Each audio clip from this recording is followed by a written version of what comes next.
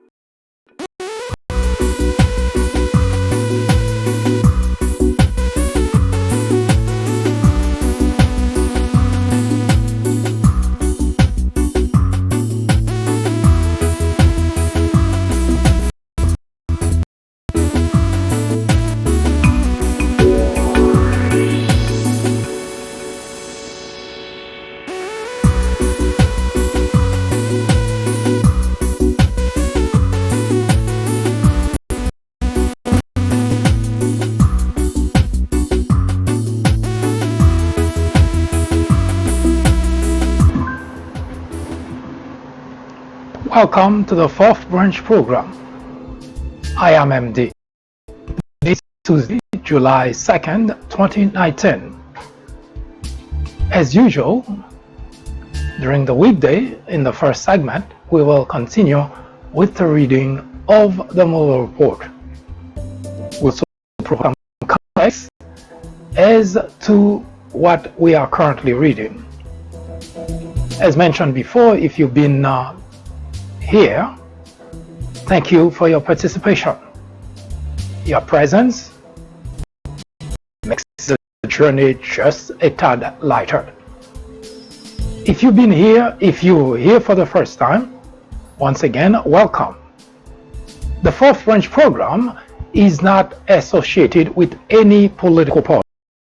And we at the fourth branch do not have any political aspiration. The ultimate objective is to perfect the union. In order to do so, we have to remove the biggest obstacle of all: ignorance. Ignorance is said to be the biggest threat to any democracy. JFK himself says that ignorance of one voter in a democracy impairs the security of us all. While we may shrug off the ignorance of our neighbors, colleagues, or even family members, to our own peril.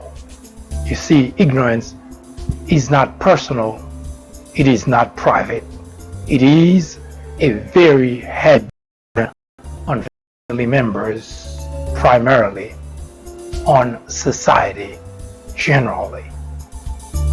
As such, the fourth branch program was conceived to that effect, to remove ignorance from the equation. We know it's a steep climb. We know it is slow, a very slow process.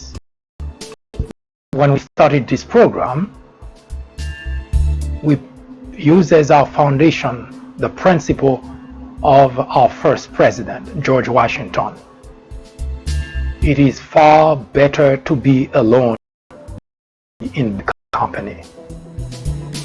We also know that the initiative is not for self-satisfaction, but rather a goal to leave the country for future generations. We know it is a steep climb because we know there are millions of individuals who could not care less about future generations. Millions of individuals, some of whom care but do not comprehend the impact of their actions today, or at least they may not even realize their will cause great harm to future generations. As it is always, usually said in jokes, there is no free lunch. Whatever you here today will impact either will have immediate impact sometime, but other times we may not even be around to see the impact of what we've done. For such, the proponent of climate change has been talking about that generations will not even see what they've done or not do, but future will pay a price, and the future generation meaning your kids, your grandkids, your great-grandkids. There is no free lunch. Ironically, there was one less educated people. We had not as many schools, we didn't have as many universities, and we didn't have as many people just rushing to get education. And yet those individuals, our parents, our grandparents, our great-grandparents, our ancestors, knew and understood the importance of education, the importance of doing or not doing something because it will impact our children, our grandchildren, it will impact future generations. Ironic, isn't it, that our less educated ancestors at least had the decency to understand that they could not do things willy-nilly, they could not just do it in the void, they could not make decisions that benefit them today but may jeopardize the future generations. Ironic, isn't it? Today we have people with master degrees, PhD, who have tremendous amount of knowledge. Those are the very individuals who just couldn't care less about future generations, who couldn't care less about what happened to future generations. In fact, most of actions that we take today, most of things that we decide to do, complete disregard for the consequences. That's why you see today there are proponents of climate change, and there you have individuals who sit on the other side arguing against anything being done in order to, remedy the situation. The question you should ask, let's suppose for sake of argument, there is no problem. And that's the question I always ask those individuals who fight tooth and nail to prevent something that would do something good but has no downside to our society. Those, for instance, who are against any action being done in order to prevent climate change. What is the argument? There is no climate change. That's the argument.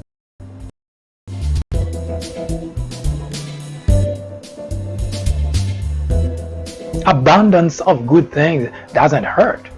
Now suppose, for sake of argument, suppose there is no climate change. What wrong would it be to support an action that would prevent climate change in the first place?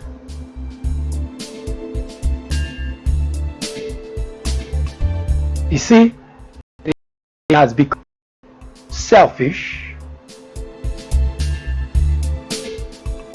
And if you've been following and watching closely, you would notice that the individuals claim to want to leave a better future for the next generation are usually the very individuals who stand in the way of trying to preserve what we have for the future generation, such as climate change, who fight against the idea of doing something for climate change. You don't have to go far. You don't have to be part of the process. You know exactly who has been fighting against that. Now, since I've started hosting this program, I have an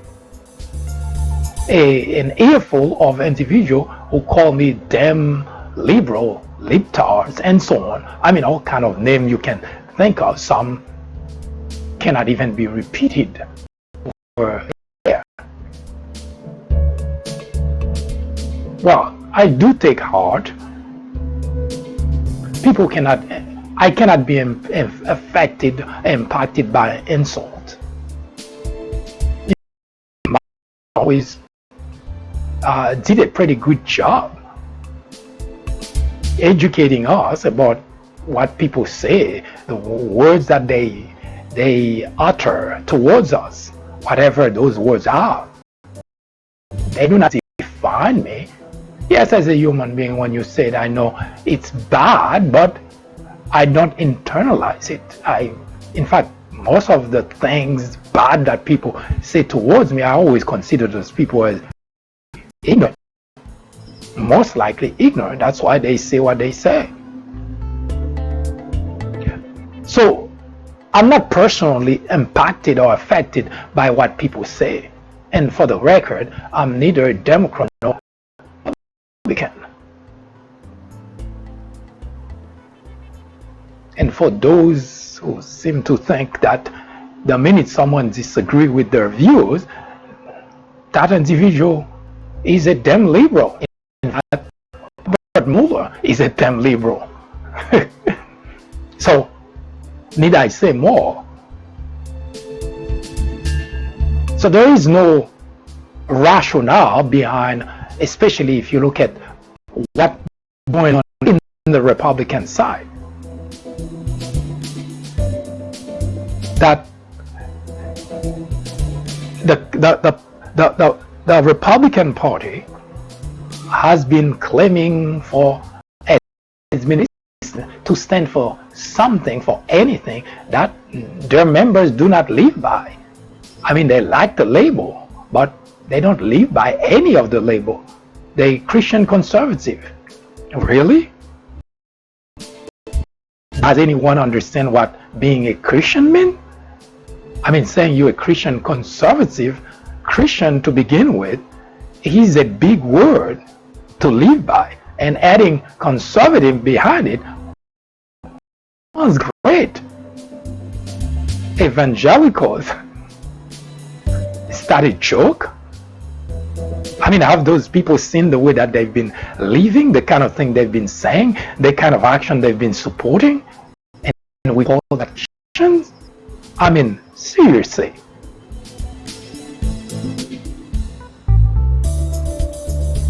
The biggest problem for people, because there are two parties. There are those people who already made their mind that they don't care. As you can see, with the advent of Donald Trump as a president of the United States, those people, those very individuals who claim all those labels, Christian conservative, fiscally conservative, in an exchange with one of my fellow Republicans, I got an earful of, well, them liberal ranting about things. It laid out a number of ideas in one of the article that I published. The gist of it is, it's ranting from them. And I realized that there is really very little hope for those, especially in the Republican Party, until and unless they educate them. And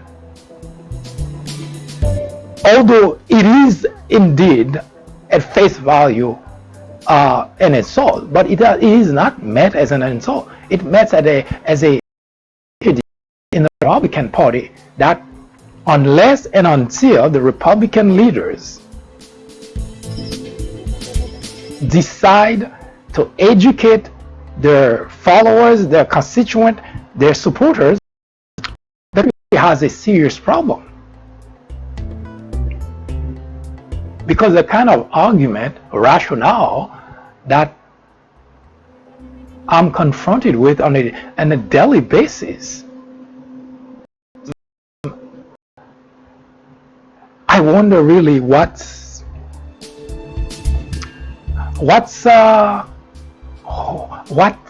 it? What's the problem? But those individuals believe that they now make sense to them.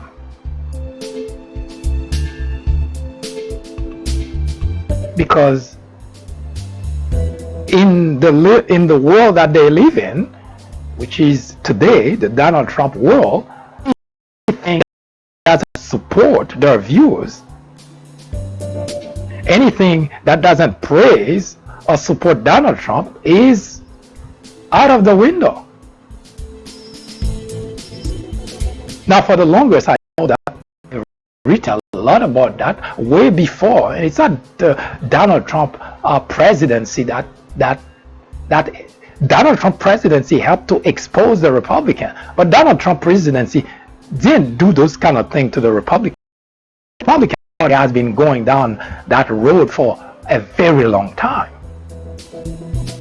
Now, I heard a lot of political analysts, pundits, experts saying that the Republican is a Donald Trump party. As if Donald Trump has exerted so much influence on the Republican Party and turned everybody that way. I say it's nonsense. The Republican Party has always been, at least for many decades, I written again before Donald Trump even fathomed the idea of bidding for the presidency of the United States, I've been running the Republican Party completely out of focus. They've been talking a lot about all those items that they continue to talk about, but without leaving the line of those claims. They've been fiscally conservative for the longest. We don't have to go really too far in the past. Take it from George W. Bush. Take it to just now. We all the way back to Ronald Reagan to see that. But let's take it from George W. Bush and see whether that label applies to the Republican. Fiscally conservative?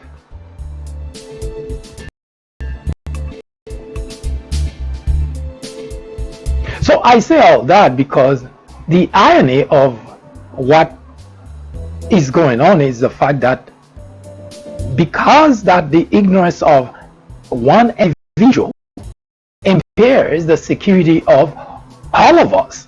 So we cannot just shrug it off and think, well, those damn Republicans, my God, they can just, I mean, if you had two countries, or if whatever Republicans do would only impact Republicans, then maybe I would be as selfish as they are.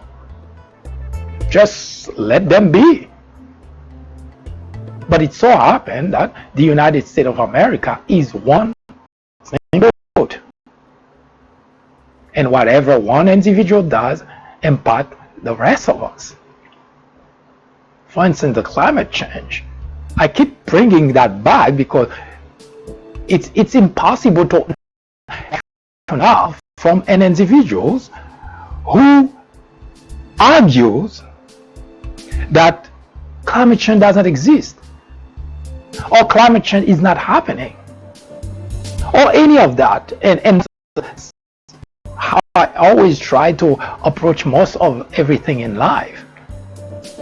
Suppose it does not.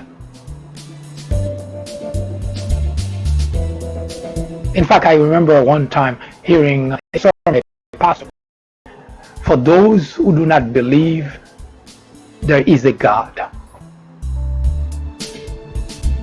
don't you want to at least take some sort of insurance policy just in case there is? Now, from a human perspective, from a logical perspective, that makes perfect sense. Now, let me give you something closer to home so that the example can make a little bit more sense to you. Suppose that you such a great driver, such a fantastic driver, you would never get involved in an accident. Suppose that's the case. Suppose there is no climate change. Suppose you don't believe there is climate change.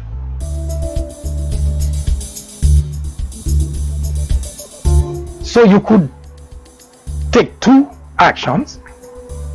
You can decide not to insure your automobile. Your car, you can decide to go that way because you know you are a great driver. You can get out of any traffic situation, so you will not get it.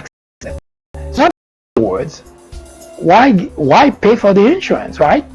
Because that makes logical sense. If you know you will never get involved in an accident, then the money that you're wasting in insurance policy can be saved and do something else. But as the pastor say, why not take a policy, an insurance policy? And that's exactly what the automobile insurance is. Never get involved in an accident, and so on and so forth. In fact, I haven't been involved in an accident for 20 years. Well, not accident, but one snowstorm, the car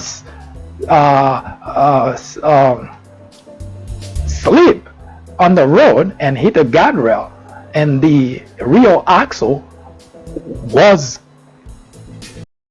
that's how it hits against the guardrail when the car rotates with me.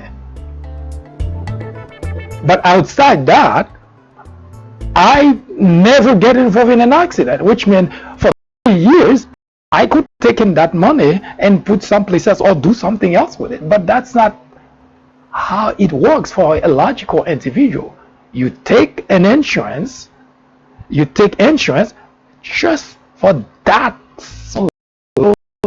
tiny bit of possibility that you may get involved in an accident. So the question is, even if you believe there is no climate change, but why not take an insurance policy just in case there is? That's how the logical human being live. But of course, Republicans would spend money and defeat any effort for any policy that would address that issue and try to remedy the situation. That's what you're looking for, a conversation, a logical conversation with a fellow Republican. You would have better chance at sitting down and talking to the devil and try to reason with the devil. Because I've been there. I had with many Republicans conversation, and sometimes I wonder how ingrained whatever they have in their mind that to have a logical conversation and see that they made a mistake, and it's time to correct that mistake. Now we know the case. Shrug it off, you can say it's a damn liberal talking, but for the past 2 years we've seen the proof that Donald Trump action as the president of the United States tell us Americans what is unacceptable. And yet, guess what? Every one of those individuals who voted him in office continue to support him, to the point that you see that his approval rating has not changed a bit. So my argument is not that of a damn liberal.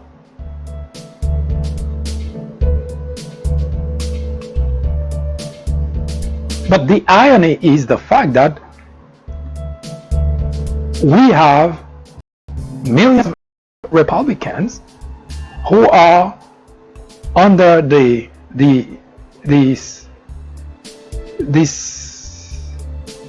shadow of ignorance that can only be removed by their leaders. Good luck with that. And ironically, their leaders love the way it is, because that's what guarantees them to be elected and re-elected and re-elected, and they have to do nothing. All they have to continue to promote is friction between Democrats and Republicans. That's all they have to do in terms of country, advancing the affairs of the country. None of that matters.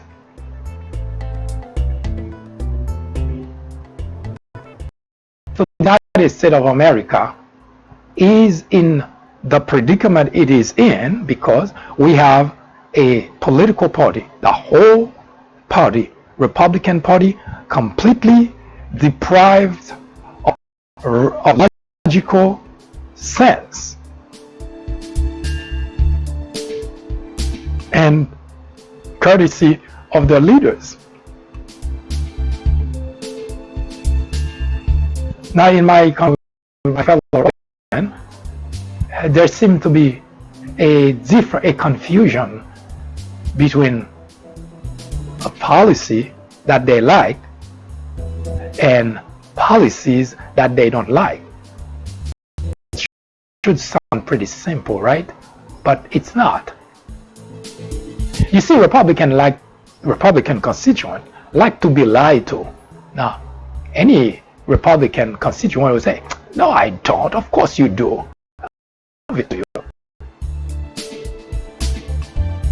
You see, in my conversation with Republicans, some of them, in fact, maybe my lot, most of those that I've been conversing with, said they would never become a Democrat. They would never vote for Democrats because, well, they hate whatever Democrats do. Oh, Democrats are for socialism. Democrats are for free stuff. I mean, the list goes on, and I know where they got that list. From Fox and company, those type of venues, and on top of that, they have their politicians who continue to spread that kind of falsehood. And very few of them have the ability to process information that they've been duped. I mean, very few of them. A few months ago, I had a documentary worth several hours of video. You can search it on the People Branch YouTube channel. Where is it? On the People Branch YouTube channel, in which you will find that there is a particular program to look for. Are Republicans dumber than Democrats?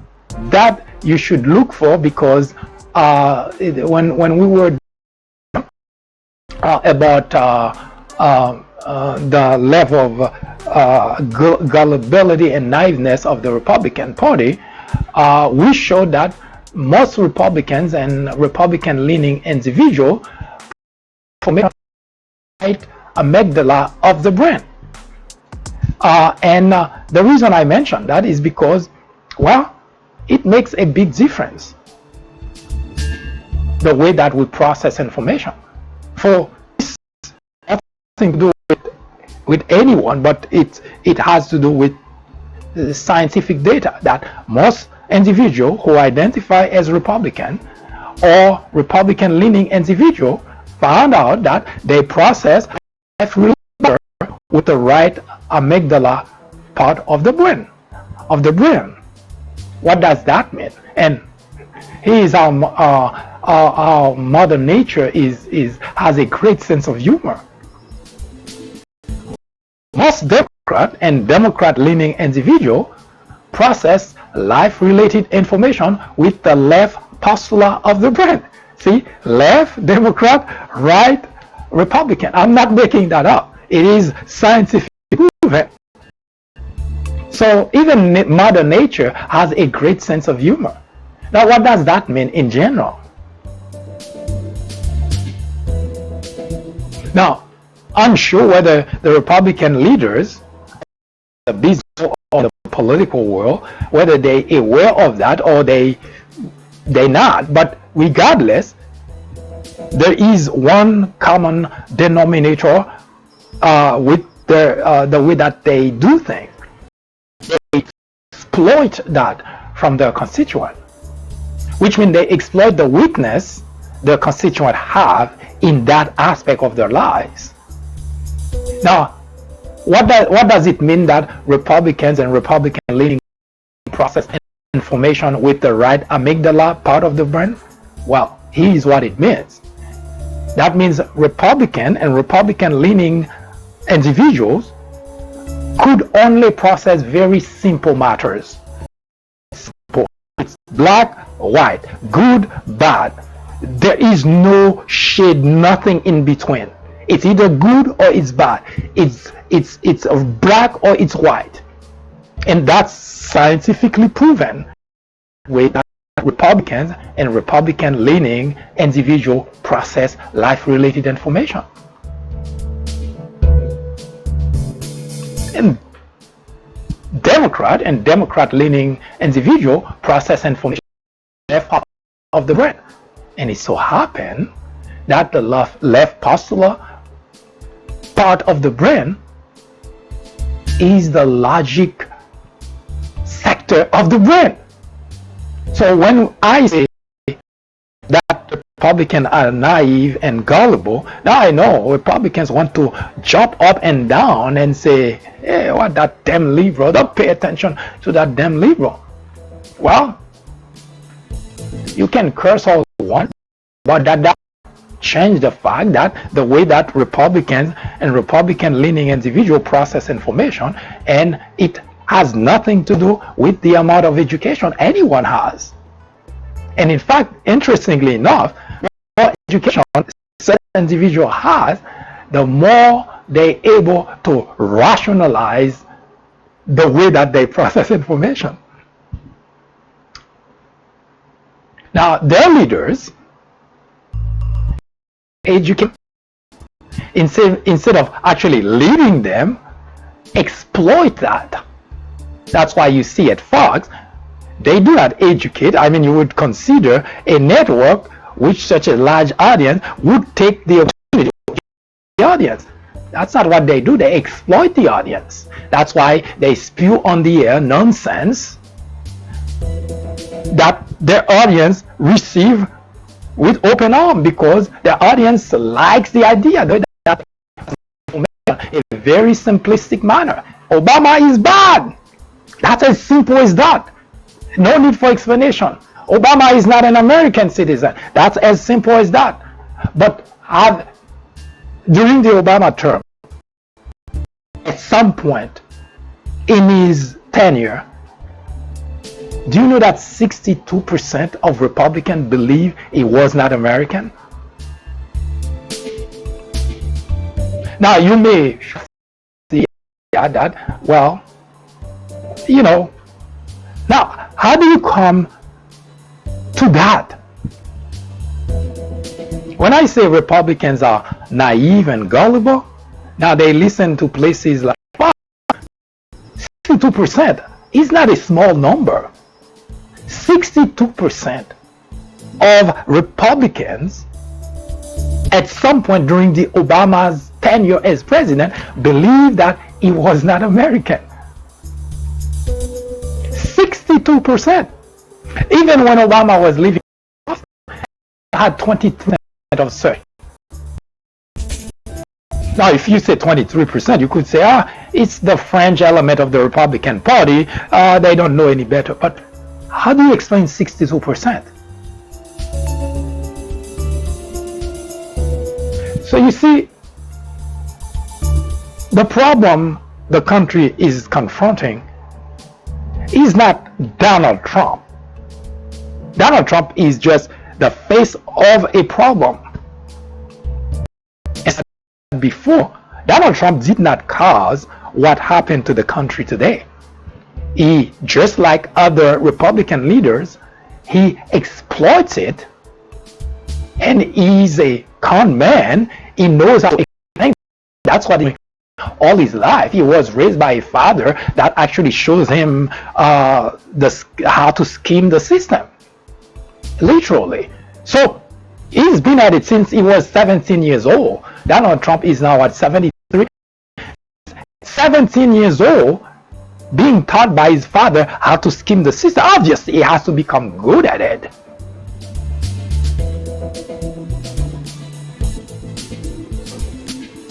So that's what he's been doing. He's been scheming the system. Donald Trump is the problem. Trump is the face of the problem. But the Republican Party has been going that path for the longest. And when we talk about naive, gullibility, ignorance, we're not talking about people who didn't go to school, who didn't go to college. Some of those individuals have master's degrees, PhDs. By the way, I do have to get my PhD too, but story for another day, of course. How do you explain that people who went to college, who got a good education, and yet in life-related matters, as ignorant, who never set foot in a classroom? But what makes the matter worse is the fact that their leaders, instead of fixing that problem, exploit it because it benefits them. So if we go back to the issue of climate change, and it come back to this rationale, take insurance policy just in case you're wrong. Because if you're wrong, this spells disasters for the future generations. This spells disasters for the country. Why would you not take an insurance policy instead of fighting it out? And that's what your Republican legislators, that's what you do. You go out there, you protest against any policy that would do something in order to slow down process of change. Logical to you?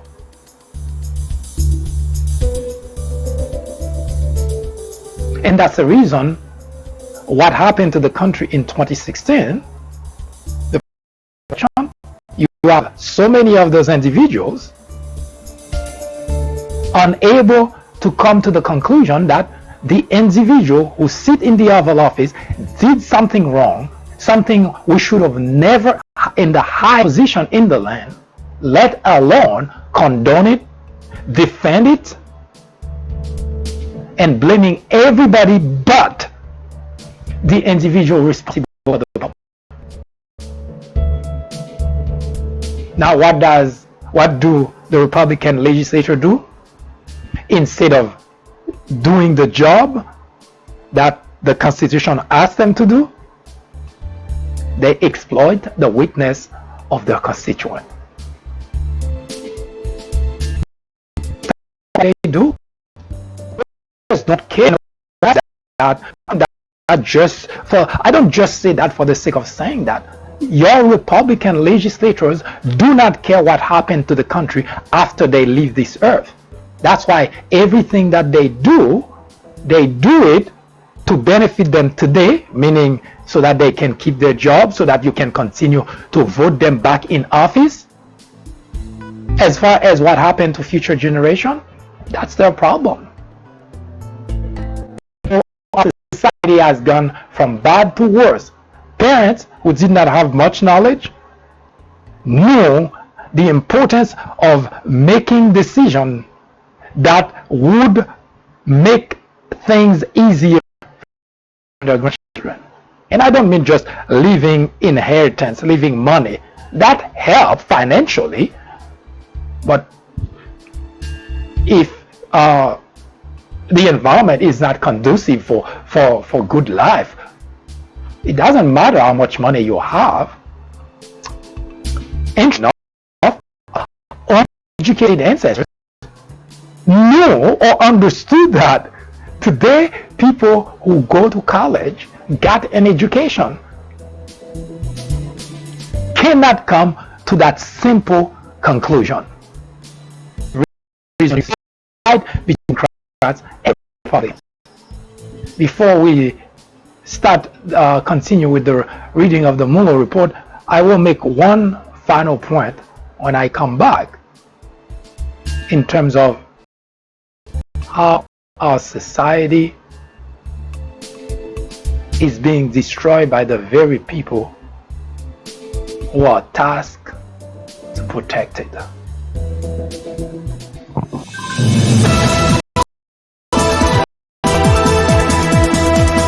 Live from New York City, at the top of the hour, every weekday from 10 a.m. to 2 p.m.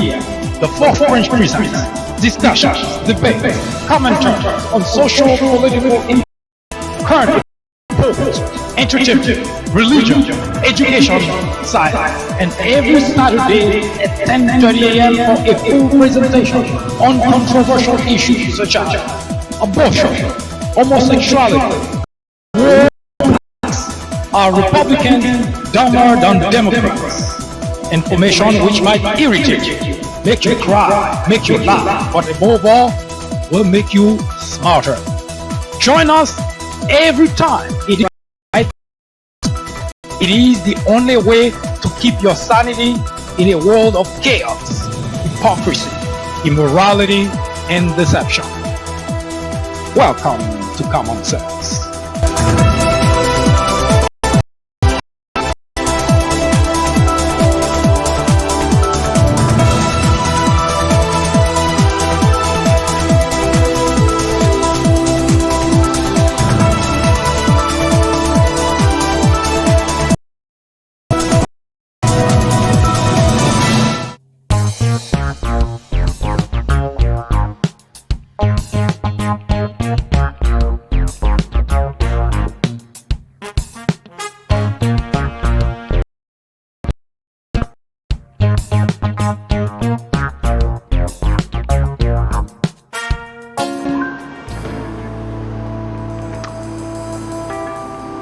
There was a time when we expect we live for our children. Literally speaking, everything that we do, we have the future generation in mind. And as such, we weigh our actions, we weigh our words, we measure everything that we do because we want the future to be better. In a sense, you can say that it was a natural thing to do, because if you look at any animal species, that's what they do. They don't have the ability that we have as member of the human species, and yet you see a mother would protect its offspring that it got,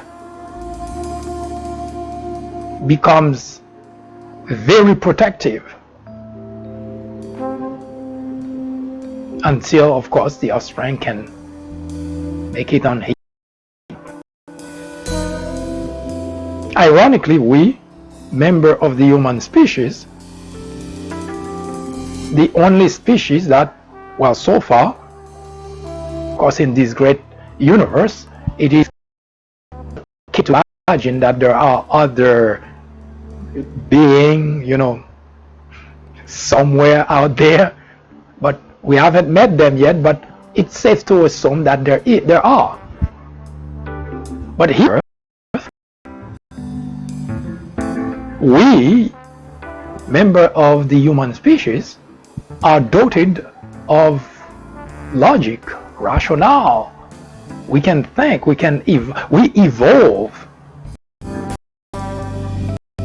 Now, if we do not evolve, if we cannot make sense of simple things in life, then we are not any better than any other species.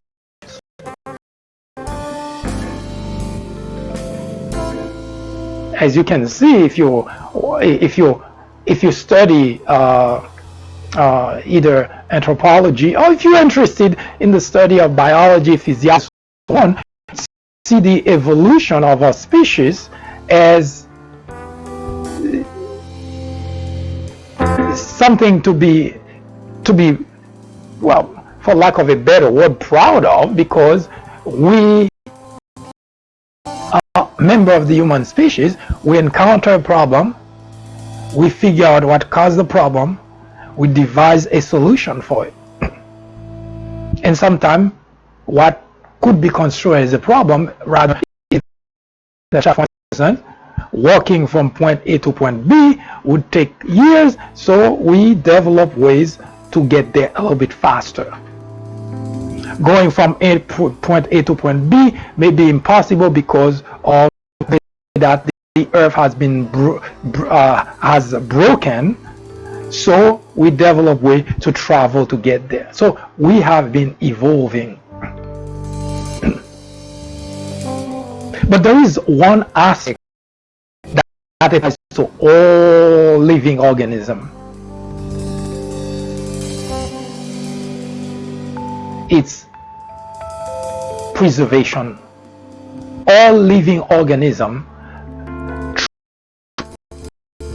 or live in a certain way so that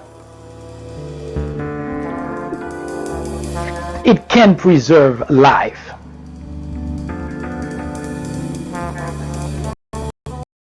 We in the human species are not any different. But ironically,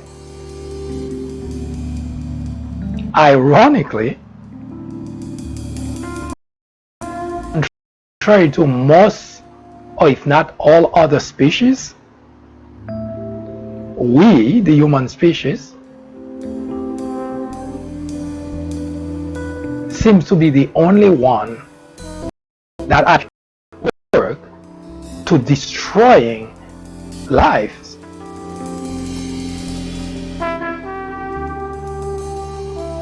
I wonder sometimes as to when books call human species as the superior animal, what do they mean by that?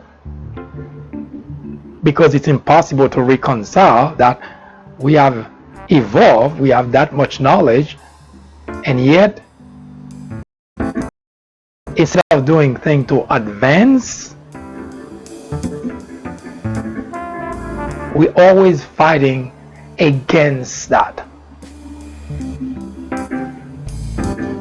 Which means what we construe as evolution and progress is against our own way of life, because we work diligently to destroy.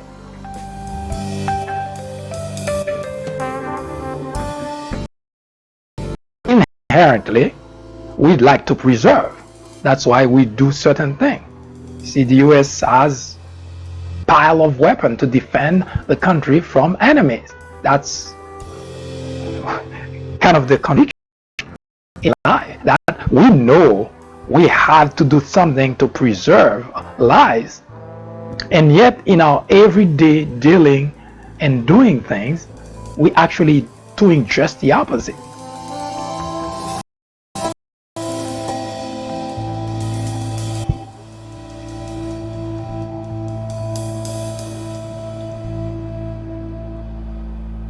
We will return to continue the reading of the Mueller report. And remember, true patriotism hates injustice. Putting your hand on the chest does not make you a patriot. Standing of the national anthem does not make one a patriot. True patriotism hates injustice. So if you see injustice, you shrug it on the side so that you can stand for the national anthem and claim you're a patriot. You are no patriot. If you are a patriot, you cannot not be outraged, because this is not Democrat or being Republican, because the very reason that our democracy survives is because of that very structure of our government. The minute that you don't have any oversight, at that point, the idea of democracy in the United States of America ceases to exist. So if you are a Republican and you think it's okay, then you too are patriot. There's no other word of saying it. No matter what you hear people saying, trying to sugarcoat, trying to go around to explain it to you, that's all it means. If you are okay with what is currently going on from the party, you categorically are not a patriot. And no matter what you think of yourself, you are not a patriot.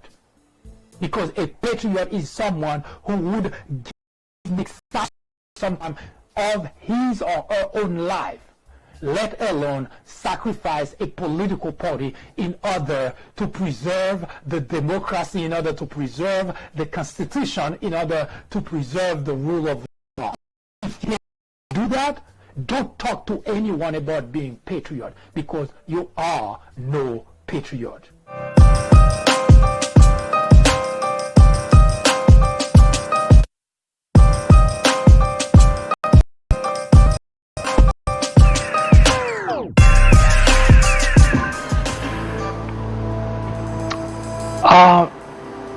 I must remind you that on July 17, 2019, Robert Mueller will be in Capitol Hill to testify about the report that he released a few months ago to the Department of Justice.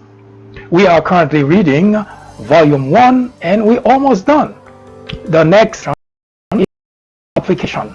Now, we read the major portion of Volume 1, 448 pages, and now we are at the section in which Mueller is pretty much defining the words that were used in the report, especially in relation to people that he have his office has charged for some crime or another. So this is where we are at. As I already mentioned, we know the reading of the Mueller report is not a novel. It is boring. It is nevertheless an important piece of we, or as Americans, ought to know about.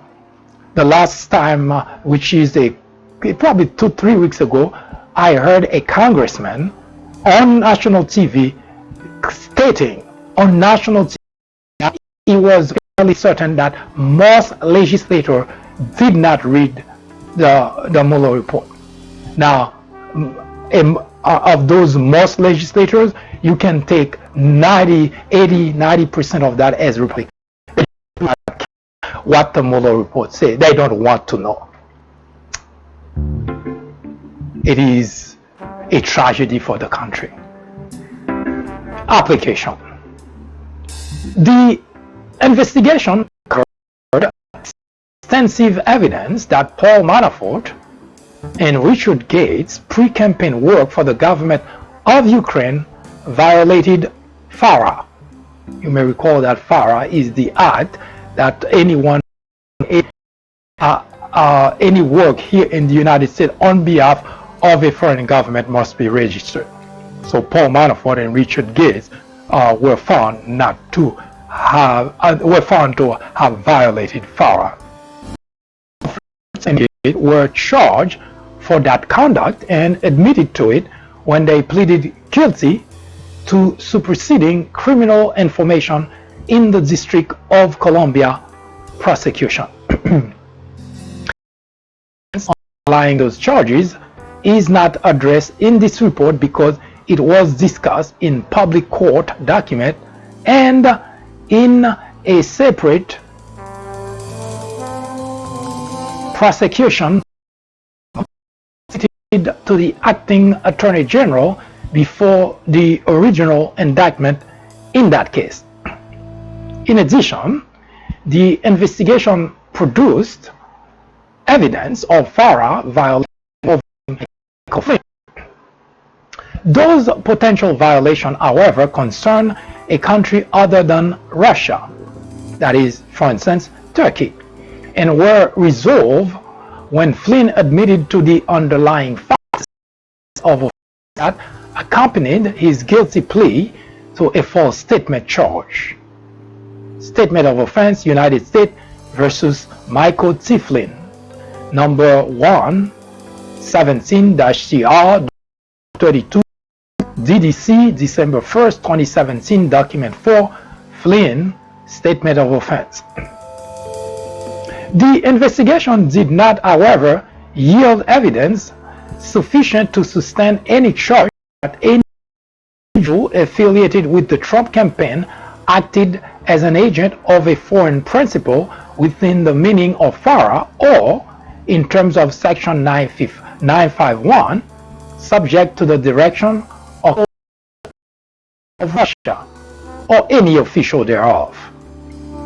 In particular, the office did not find evidence likely to prove beyond a reasonable doubt that campaign officials such as George Papadopoulos and Carter Page acted as agents of the Russian government or at its direction, control, or request during the relevant time period.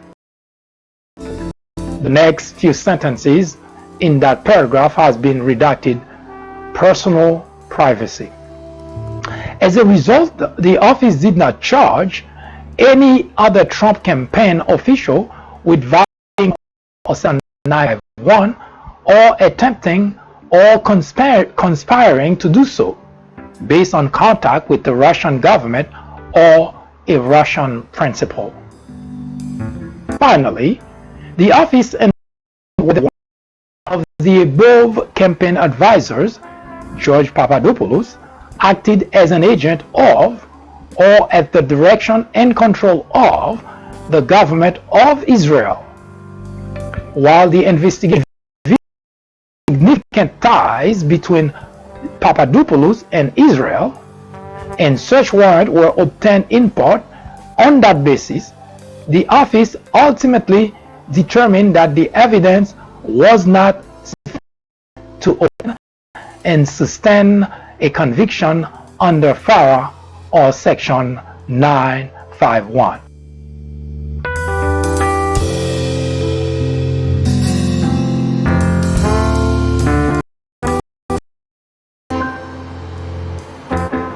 Campaign finance. Several areas of the office's investigation involve efforts or offers by foreign nationals to provide negative content to the Trump campaign or to distribute that information to the public to the anticipated benefit of the campaign. As explained below, the office considered whether two of the in particular, the June 9, 2016 meeting at Trump Tower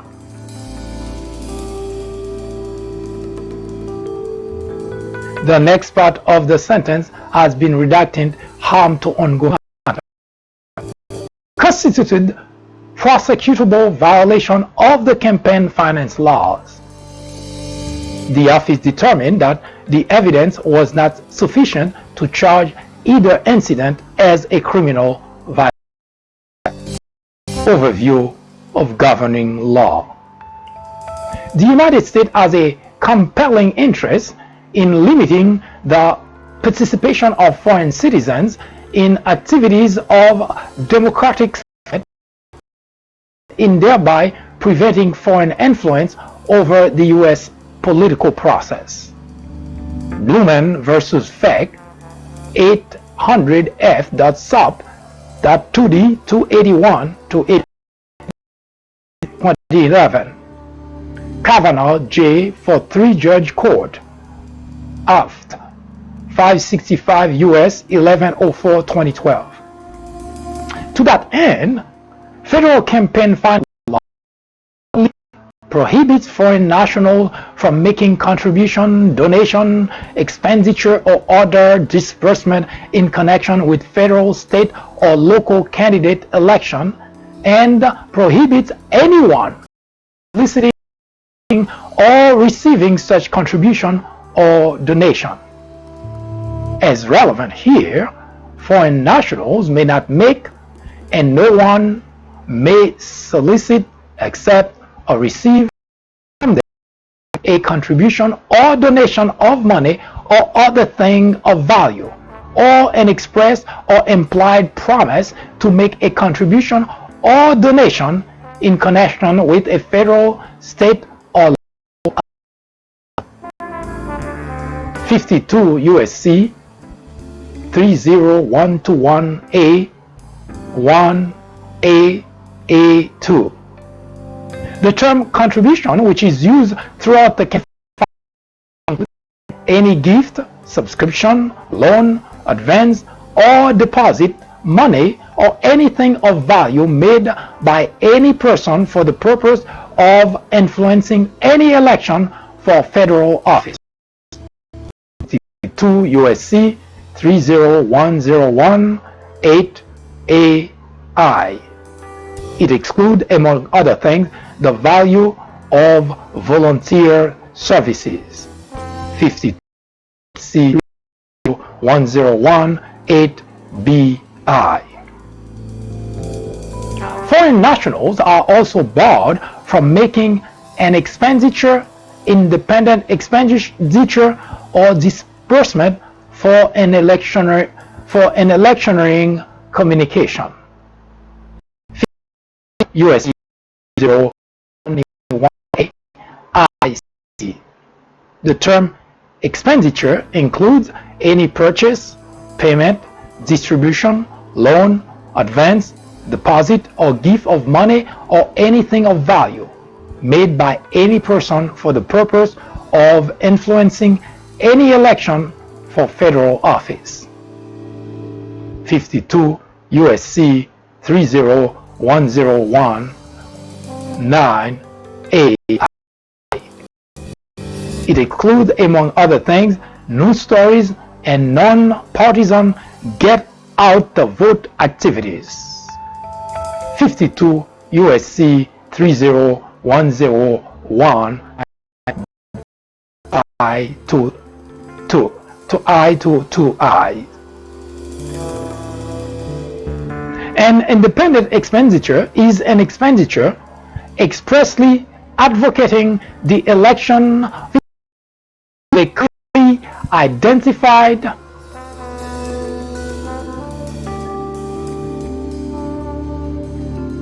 candidate and made independently of the campaign.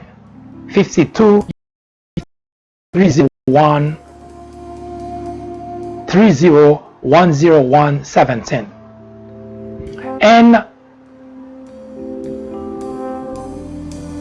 electioneering communication is a broad communication that refers to a clearly identified candidate for federal office and is made within specified time period and targeted at the relevant electorate. 52 U.S.C. 304F3. The statute defined foreign national by reference to FARA in the Immigration and Nationality Act with identification. 52 U.S.C. 30121B, cross-referencing 22 U.S.C. 611B1-3 and 8 U.S.C. 1101A 2022.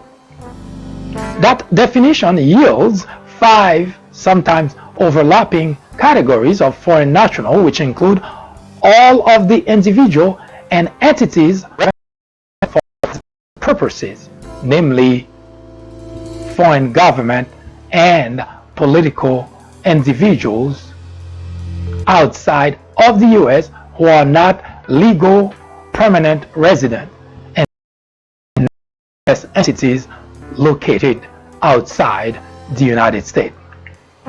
A knowing and willful violation involving an aggregate of $25,000 or more in a calendar year is 52 USC 30109 D1AI. See Blumen 800F. Sup.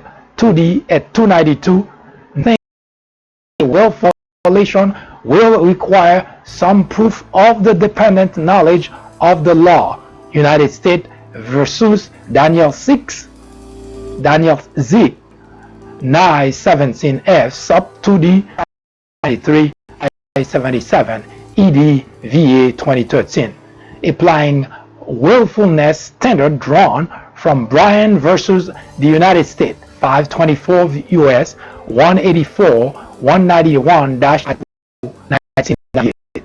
See also Wagner versus Feck 793 F.3D 1 19N.23 DC Circuit 2015 en banc 8. Knowing and willful and of court violation involving an aggregate of $2,000 or more in a calendar year, but less than $25,000 is a misdemeanor. 52 C10D1A2.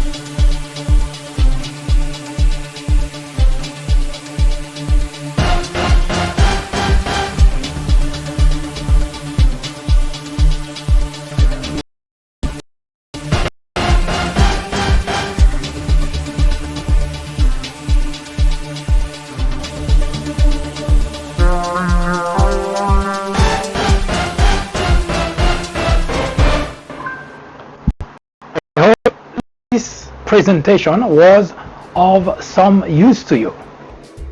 If not, you already know what to do. Send us your comments, your criticism, your suggestion.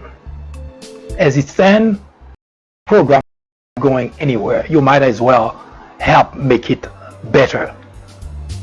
If you have a particular topic you would like us to talk about, send it to us. We will research it, we will debate it. Off-branch program, the place for common sense. In the meantime, I hope you have a wonderful afternoon or evening, whichever it happened to be. I hope you can join again at 10:30 a.m. Good day. That was an update through the prism of common sense. Join us again tomorrow at 10:30 a.m. I am MD, host of the Fourth Branch program, the place for common sense. Send us comments, criticism, suggestion, or simply let us know how we're doing. Keep watching. Have a wonderful afternoon. See you next time.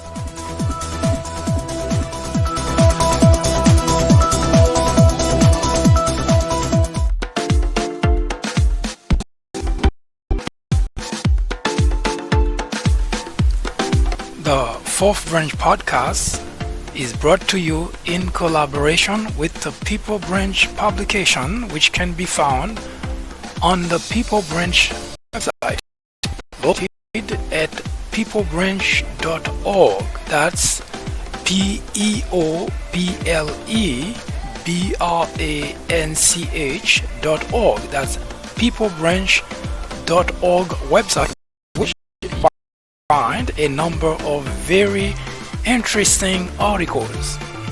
My name is Mike Duchesne, MD for short. I hope you have a great afternoon or a great evening. Hopefully you can join me again next time for another interesting episode of this podcast. That was the fourth branch, live from New York.